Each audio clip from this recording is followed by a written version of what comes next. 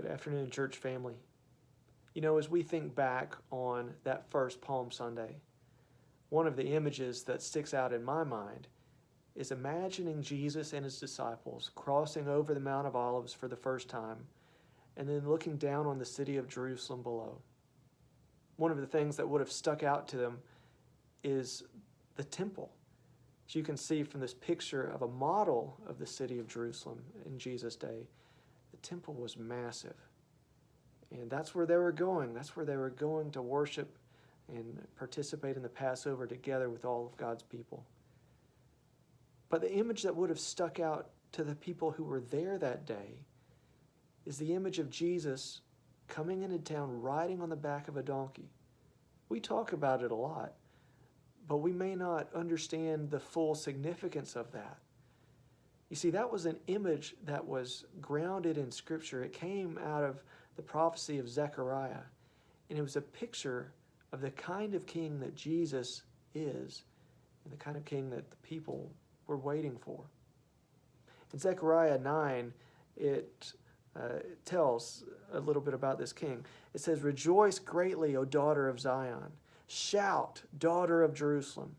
See, your king comes to you, righteous and having salvation, gentle and riding on the back of a donkey, on a colt, the foal of a donkey."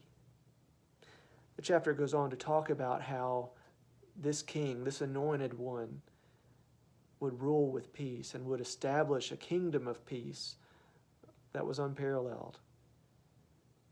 When Matthew describes it, it's pretty clear that Jesus is making the statement, the King of Peace, the Prince of Peace has now come to be the King of Kings.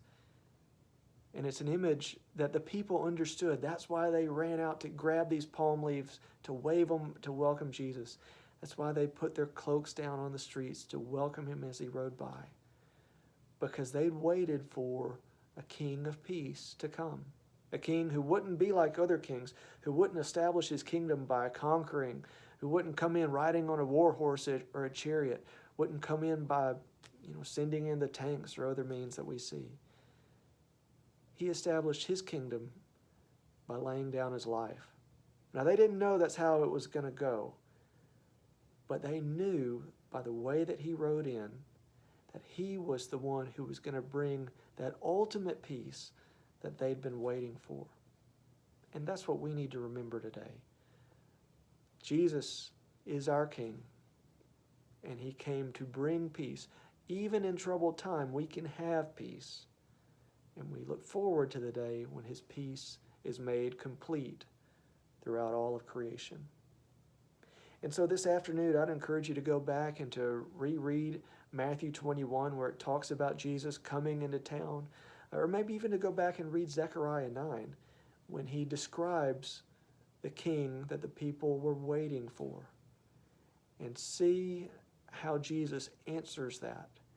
And let that be an encouragement to you as we begin Holy Week together.